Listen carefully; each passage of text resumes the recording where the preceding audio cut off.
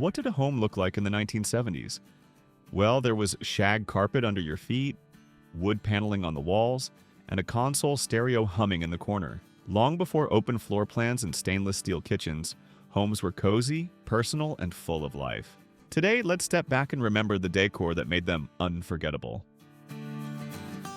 Step into the living room of the 1970s and your feet immediately sink into a world of texture.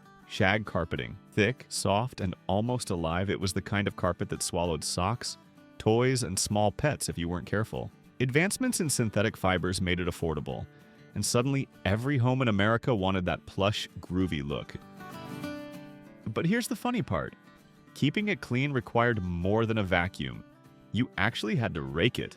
Families owned little plastic carpet rakes just for fluffing up those long strands. And if you ever dropped a pin or the back of an earring, forget it. You'd find it sometime next Christmas. Do you remember having shag carpet in your house? Maybe even the rake that came with it. If the carpet didn't catch your attention, the walls surely did. Wallpaper in the 1970s wasn't shy. It screamed. Bold geometric prints, oversized florals, and sprawling botanical patterns covered every inch. Orange, mustard yellow, avocado-green. It was a visual feast of earthy warmth. Some homes even carried the wallpaper right across the ceiling. Imagine lying on the couch and looking up to see swirling vines above your head. In the 70s, subtlety wasn't the goal. You wanted your guests to feel your personality as soon as they stepped in. These patterns reflected the era's escape from the sterile conformity of the 50s. After 2 decades of perfect little suburbs, people were ready to rebel, even if that rebellion came in the form of orange wallpaper and velvet drapes. In most homes, the centerpiece wasn't the couch or even the fireplace, it was the television. By the early 70s, color TVs were everywhere, and they weren't just appliances, they were furniture. The console TV sat proudly in the middle of the living room, encased in polished wood to match your other decor. On top of it, you'd likely find framed family photos, maybe a doily and a few knickknacks from a vacation to Niagara Falls. A decent 21-inch color console cost about $500 back then, roughly $3,500 today. It was a serious investment, and families gathered around it like a shrine. Saturday nights meant The Carol Burnett Show or All in the Family. The glow of that screen lit up the room, and sometimes the whole block. It wasn't just entertainment, it was connection, and somehow everyone fit on one couch to watch. Not far from the TV stood another monument to 70s design, the console stereo. These weren't small gadgets, they were furniture. Long, heavy cabinets of walnut or cherry veneer, hiding a turntable, radio tuner, and even an 8-track player under a hinged lid that opened like the hood of a car. You could lift that top, drop the needle on a record, and fill the whole house with the sound of Fleetwood Mac or Neil Diamond. The speakers were built right into the cabinet, covered by woven fabric that looked stylish even when no music was playing. For many families, the console stereo wasn't just about music. It was about mood. You'd turn it on while cleaning the house, hosting a party, or simply to enjoy the hum of the world spinning under that diamond stylus. Some homes even went a step further and bought an organ. Yes, I know, a full electric organ, sitting right there in the living room. It was the perfect mix of aspiration and novelty. In malls across America, stores like Lowry Organs had salesmen playing cheerful tunes to lure customers inside.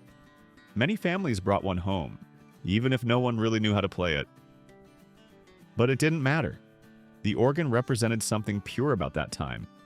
The belief that a family home could be a place of music, creativity, and joy. And even when it sat unused, it looked impressive, with all its colorful buttons glowing like a spaceship dashboard. Feeling that 70s vibe again? Tap hype and help us keep these memories alive for everyone who still remembers. Now, if you really wanted to impress your neighbors, you went for the ultimate 70s living room feature, the conversation pit. Unlike a simple sunken living room, this was a pit. Several steps down, lined with cushions and a low coffee table or fireplace at the center. It was made for gatherings, laughter, and those long late-night talks over fondue and record players. Conversation pits symbolized connection, literally sinking in with your guests.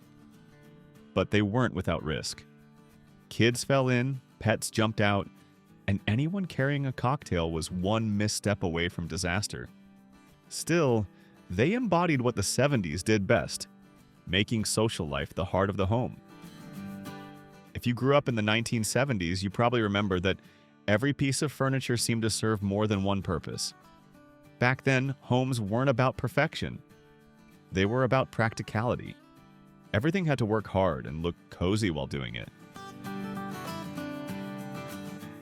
Every family had one, the hide-a-bed couch. By day, it looked like any ordinary sofa, usually covered in scratchy fabric that seemed to survive nuclear war.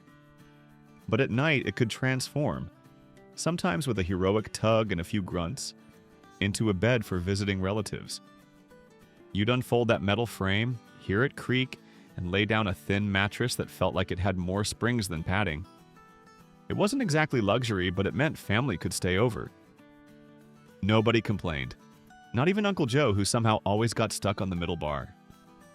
And draped across the back, the granny square Afghan, bright, handmade, and itchy as wool socks in July. Those blankets were the unofficial comforters of the decade. They didn't match anything, yet somehow fit right in with the orange and brown world around them. Did you ever sleep on one of those hide-a-beds? Or under a granny square Afghan your grandmother made? If the hide-a-bed was about family, modular furniture was about freedom. The 1970s loved anything that could be rearranged, reinvented, or reimagined. Sectional pieces could be lined up in a curve, stacked into a pit, or separated to form islands of conversation. For young couples and single city dwellers, this was a dream. You could change the entire look of your living room without buying new furniture. Just move a few pieces around. Some brands even leaned into the era's playful side, like the Playpen line of modular seating, which was marketed with a wink and a grin. The ads made sure you knew. These weren't your parents' couches. The fabrics were bold: burnt orange, mustard yellow, avocado, and sometimes even white vinyl. Every shape was soft, low to the ground, and unapologetically funky. If you fell asleep there after a long night, you basically melted into the furniture. And that was the point. No living room was complete without Dad's chair.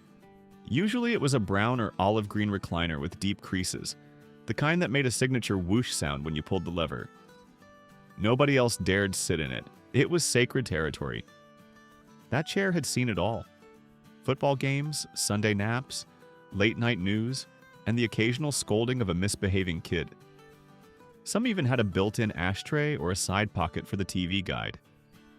It was comfort in its purest form, and proof that in the 70s, furniture wasn't designed to look perfect, it was designed to be lived in. If you've ever walked into a house and immediately spotted Dad's chair, you knew who ruled the room.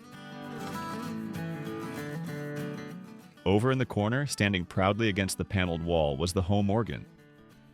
Even if no one in the house could actually play, having one made you feel cultured, a little classy, a little modern.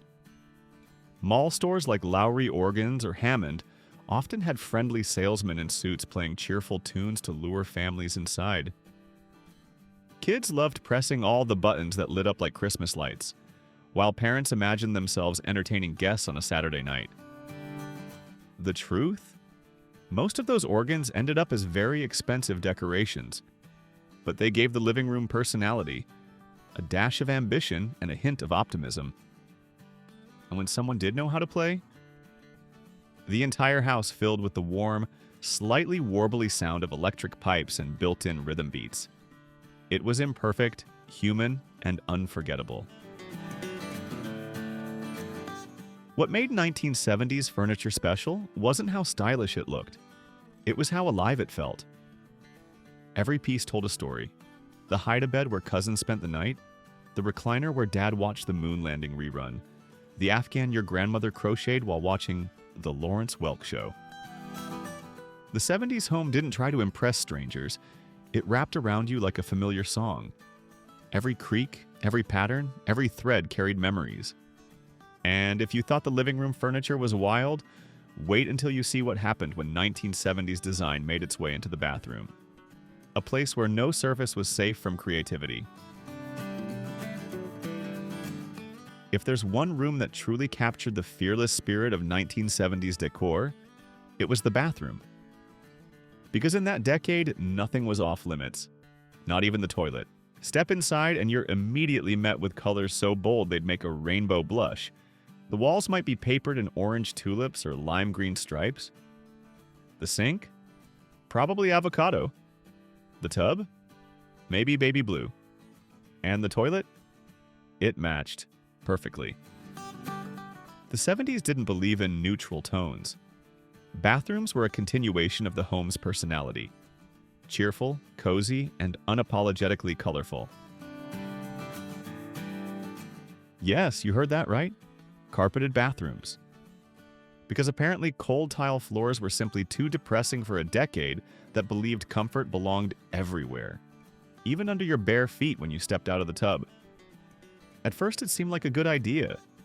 Keep your toes warm and your space stylish. But the 70s never stopped at moderation. Soon, carpet wasn't just on the floor. It crept up onto the toilet lid, the tank, even the sides of the tub. There were matching sets, a fuzzy rug, a seat cover, and a tank topper, often all in the same shade of peach, mint, or harvest gold. The result? A bathroom that looked less like a washroom and more like the inside of a custom van. Maintaining it, of course, was another story. Between humidity, spills, and, well, accidents, that plush flooring didn't age gracefully. But for a moment in time, it was luxury, the kind you could feel between your toes. Every family had one. The soft, fuzzy toilet lid cover that turned an ordinary seat into a work of art, or horror, depending on your taste. Some had ruffles, some were shag, some even came with embroidered flowers or lace trim. And of course, they had to match the rug around the toilet, the tank cover, and the little lid topper. The coordination was impressive, and hilarious in hindsight. You could walk into 10 different homes in 1976 and instantly spot that fuzzy toilet lid in at least half of them. It was more than decor. It was a badge of pride. It said, "We care about design." Everywhere. When you think about it, that's the 70s in a nutshell. Equal parts daring and domestic. Nothing in a 1970s bathroom was plain white. Bathtubs came in pastel pink, sky blue, avocado green, or even chocolate brown. Sinks matched. Countertops matched. Even the towels were color coordinated. Avocado and gold were the undisputed kings of the color palette. Pink bathrooms were also everywhere thanks to the lingering influence of mid-century optimism. The result was a room that felt cheerful, warm, and personal. Like you were bathing inside a sunset. Homeowners wanted their bathrooms to feel inviting, even glamorous. And for a short while, they succeeded. Until one day, someone realized that cleaning a green tub wasn't as easy as it looked. Colored toilet paper, the final touch. Soft pink, mint green, baby blue. You could buy rolls to perfectly match your tiles, towels, and rugs. It sounds crazy now, but it made perfect sense then. The 70s were about harmony and expression. Why should toilet paper be white when your whole bathroom was coral? But the trend didn't last. By the late 1980s, health concerns and environmental awareness started rolling in. Doctors warned that the dyes could cause irritation, and septic systems didn't appreciate the extra chemicals. Slowly, the rainbow disappeared from the bathroom aisle, leaving us with the plain white rolls we know today. Still, for those who remember, colored toilet paper was a symbol of just how far the 70s were willing to go for style. Looking back, the 1970s bathroom feels like a perfect snapshot of the decade itself. Warm, experimental, and a little outrageous. It was an age when people weren't afraid to try something new, even if it meant carpeting the floor next to the shower. Every fuzzy rug, every colored fixture, every pastel roll of toilet paper told the same story. This was a time when comfort met creativity. Even if it didn't always make sense, it always made you feel something. And really, that's what home was all about. Be honest. Would you ever carpet your bathroom again if you could? But the 1970s didn't stop decorating once the walls were tiled, because just outside that bathroom door, the home became an art gallery, filled with clocks, string art, and one unforgettable owl made of macrame. By the mid-1970s, the average American home didn't have blank walls. Every inch, from the hallway to the living room, was covered in something. Art, clocks, weather stations, macrame, string art, sconces, you name it. If it could hang, the 70s found a place for it. Homes weren't sterile showcases. They were personal galleries full of color, texture, and creativity, a reflection of the people who lived inside. Right next to the family photos, there was often a wooden weather station mounted proudly on the wall. It usually had 3 little dials, one for temperature, one for humidity, and one for barometric pressure. Sometimes the needles actually worked. Sometimes they were just for show. The fancy ones were made of real wood and brass, while the budget models used wood veneer and imitation gold trim. Either way, they looked serious, like something a ship captain might use before sailing out to sea. But really, they were just decorative. The truth is, hardly anyone knew what the barometer reading meant. Still, when guests came over, you could tap the glass and pretend you did. That was the charm of the 70s. Even if you didn't need it, if it looked good on the wall, it belonged there.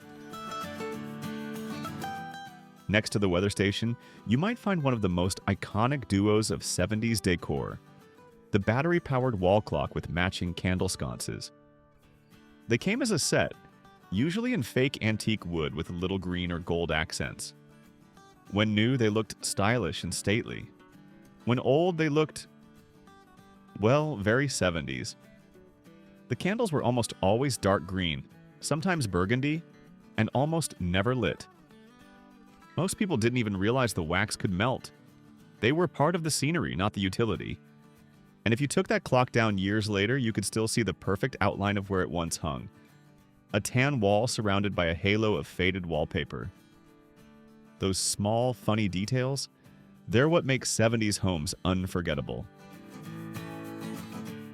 The 1970s were the golden age of do-it-yourself creativity. Craft kits were everywhere, and one of the biggest hits was string art. It started simple: a wooden board, a pattern drawn on it, a box of colorful thread, and a handful of nails. You'd hammer in the nails, wrap the thread around them in geometric patterns, and voila, you had art. Popular designs included sailboats, birds, and abstract shapes. Some even spelled out words like L-O-V-E or H-O-M-E. And the best part? When you were finished, you got to hang it up right there in the living room. It didn't matter if it wasn't perfect, it was yours. You could smell the wood and glue, feel the rough edges, and admire your creation as sunlight caught the shiny threads. It was the spirit of the 70s in one picture frame. Handmade, hopeful, and just a little bit funky. If string art was the warm-up act, macrame was the main event. By 1975, macrame was everywhere. Plant hangers, wall dividers, curtains, lampshades, even handbags. If you could tie a knot, you could make it in macrame. People gathered at churches, craft fairs, and community centers to learn how to do it. All you needed was some cotton cord, wooden beads, a dowel, and patience. The results were beautiful, natural, textured, and organic.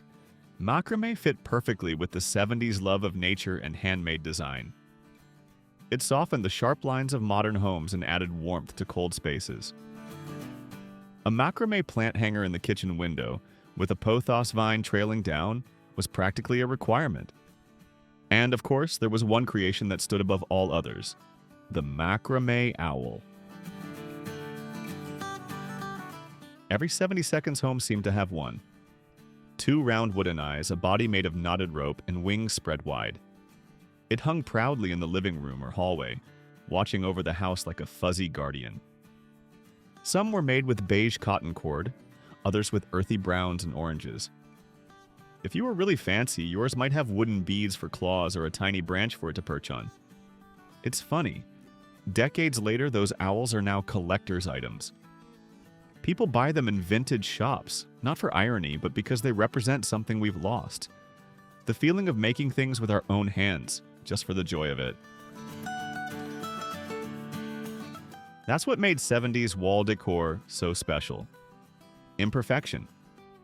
Nothing looked mass-produced or cold. Everything had a story, a human touch. From the lopsided string art to the crooked owl, it all said the same thing. This is our home. We made it ourselves. Even the so-called tacky items now feel warm and familiar. Maybe that's because they remind us of simpler times, when creativity didn't need to be perfect, it just needed to be real. Who remembers having macramé in their house? Maybe a plant hanger, a wall divider, or even that famous owl watching over the living room.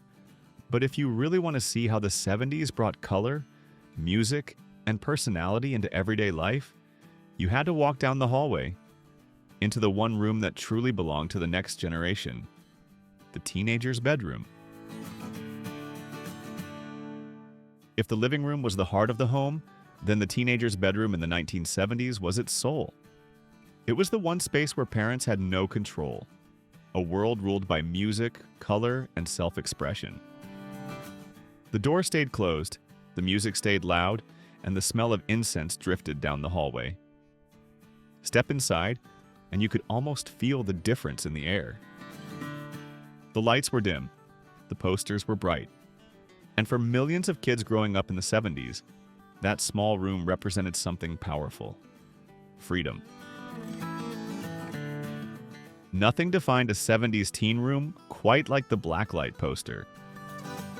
Under normal light, they looked like ordinary prints, but flip on that purple UV lamp, and suddenly they came alive. Neon colors glowed, planets shimmered, rock stars looked almost divine. Posters of Jimi Hendrix, Led Zeppelin, Pink Floyd, and countless psychedelic designs covered the walls from corner to corner. Even the ceiling sometimes got a few. And the magic didn't stop there. Blacklight bulbs made white shirts glow, teeth sparkle, and everything else looked just a little surreal. It wasn't just decoration, it was an experience. Teenagers would save their allowance just to buy another one from the poster rack at Spencer's Gifts, tucked away in the back of the mall. You'd step inside that store and instantly feel like you'd entered another world. Part art exhibit, part time capsule. Blacklight posters weren't just cool, they were rebellion in glowing ink. Of course, not all posters glowed in the dark. Some became famous simply for who they showed. In 1976, actress Farrah Fawcett posed for a simple photo, sitting on a blanket, wearing a red one-piece swimsuit, smiling with that famous golden hair shining in the sun. That single image became the most iconic poster of the decade. It sold over 12 million copies. Teenage boys taped it to their walls, their doors, even the ceiling. It wasn't just a poster, it was a cultural phenomenon. What's funny is that many fathers secretly admired it too, while mothers just rolled their eyes, but everyone agreed. Farrah was the face of the 70s. The poster was everywhere, and in bedrooms, dorms, even garages. A reminder that pop culture could live right at home. It symbolized more than beauty. It was optimism, sunshine, and that easy California confidence that defined the decade. Lighting in a 70s teen room wasn't about seeing. It was about feeling. At the center of it all was the lava lamp, a hypnotic cylinder of color and motion. Those glowing blobs of wax floated up and down like a slow dance, creating an atmosphere somewhere between outer space and a dream. If you turned off the lights, put on some Fleetwood Mac or Pink Floyd, and stared at that lamp long enough, the world outside didn't matter anymore. Then there were bead curtains. Long strands of plastic or bamboo beads that divided the room or hung in doorways. They clicked and clacked as you walked through, giving that unmistakable 70s soundtrack to any entrance. And let's not forget posters, peace signs, and rainbow string lights that added their own energy. The mix of colors, lights, and music turned a simple bedroom into a personal universe. For many teens, their bedroom was the first place they truly felt independent. They could decorate it however they wanted. Maybe it was a shrine to rock and roll, or maybe it was a quiet space for journaling and dreaming about the future. It was where friendships were formed, letters were written, and secrets were kept. Where the radio played until late at night, sometimes under the pillow so parents wouldn't hear. Everything in that room reflected identity. It was messy, colorful, loud, and alive, just like the decade itself. Looking back, those bedrooms might seem over the top, full of neon, noise, and too many posters to count. But they were honest. They represented individuality at a time when the world was changing fast. It was the first generation that truly made their rooms an extension of who they were, not who their parents wanted them to be. And maybe that's why so many of us still smile when we see an old lava lamp flicker to life, or when a Blacklight poster pops up in a vintage shop. Because for a moment, we're 16 again, and the world is glowing in electric blue and purple light. Did you ever have a Blacklight poster or lava lamp in your room? Or know someone who did? From shag carpets to lava lamps, the 1970s gave us homes that felt alive. But underneath all that color and chaos was something deeper. A story about who we were and what we valued. Let's take a moment to remember why 1970s decor still matters today.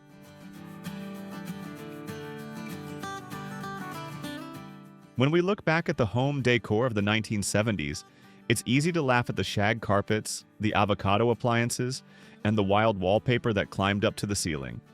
But behind all that color and chaos was something far more meaningful. The 1970s were a reaction, a pushback against conformity. After decades of straight lines, white walls, and predictable homes, people wanted warmth. They wanted life. Every hue, every fabric, every handmade craft was a way of saying, this is who we are. A 70s home wasn't built to impress strangers, it was built to comfort family. The furniture was soft, the lights were warm, and the colors wrapped around you like a favorite sweater. When you walked into a home back then, you could feel its story.